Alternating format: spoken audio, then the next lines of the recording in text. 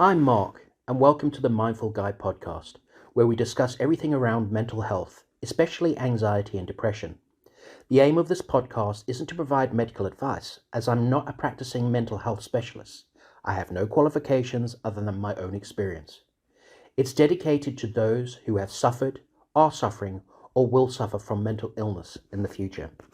So, if this is of interest to you, please click the subscribe and notification buttons for more content on anxiety and depression with me, the Mindful Guy. Welcome back with me, the Mindful Guy, as we dive into the topic of mental health, mainly anxiety and depression. As I mentioned in the previous episode, I'm not a trained mental health practitioner. I have no qualifications whatsoever, and I'm merely sharing my own experience as a recovered depressionist, if there is such a word.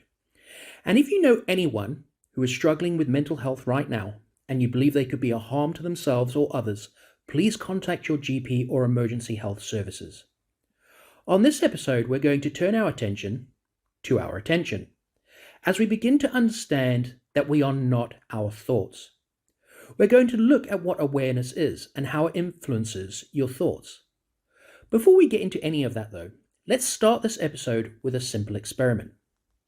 Now, what I need you to do is I need you to either lie down or sit up in a comfortable position.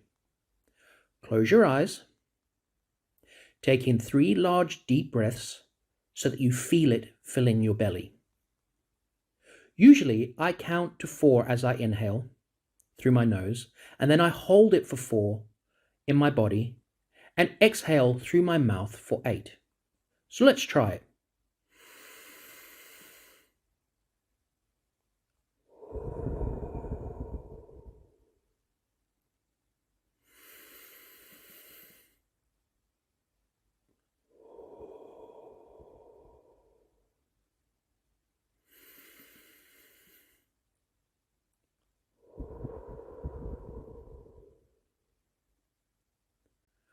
Okay, now you've done that, I want you to focus your attention on your big toe on your right foot.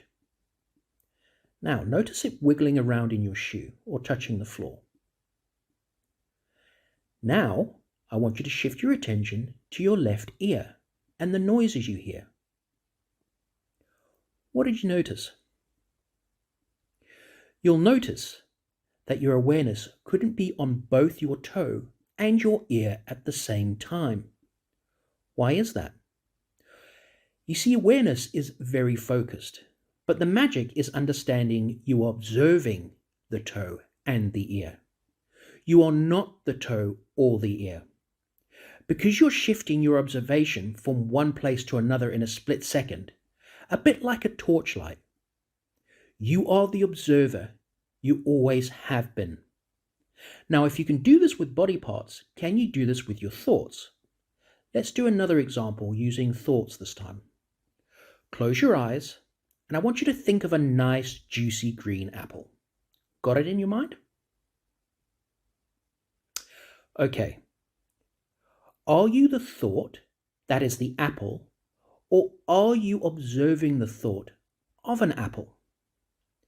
This part of the healing process falls under the category of mindfulness, which we will cover in more detail in later episodes. The trick is to catch your thoughts when you're having them. And then, instead of being caught up in the thoughts, step back and become the observer.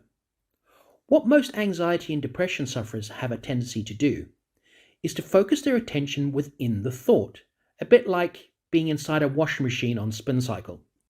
You don't know up from down, left from right, and that overwhelming feeling starts to creep in. And then this happens, and then that happens, and so on.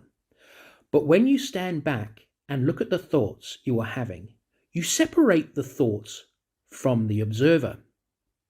This takes your attention to being a spectator and not the participant or player. Make sense?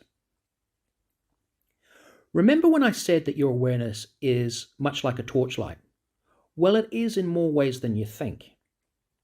You see, your awareness not only highlights what you focus on, it fuels it with your energy. Much like the batteries are fueling the light of the torch. This is why you feel tired and mentally exhausted. So I challenge you to try this and let me know if you found it useful by leaving your comments below.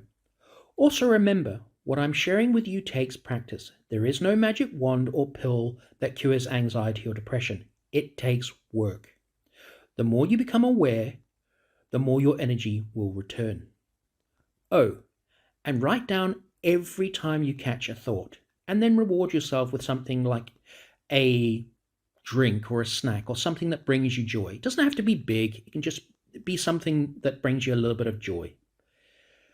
Let me know if this helps, and I'll see you again on the next episode of The Mindful Guy. If you like what you hear and this is of interest to you, please click the subscribe and notification buttons for more content on anxiety and depression with me, The Mindful Guy.